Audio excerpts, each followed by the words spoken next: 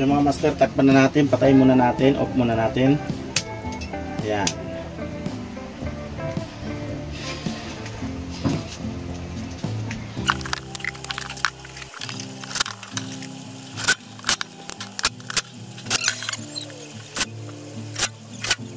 Okay mga master.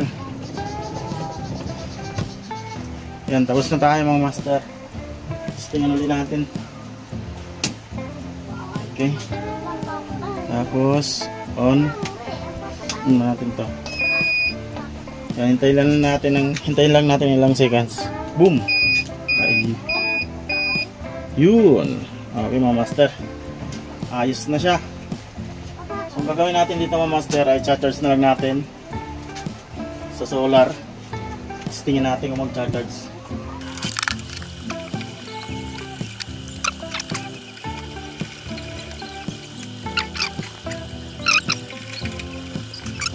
So dito makikita natin mga master. Yan, doon siya nakakonect sa solar.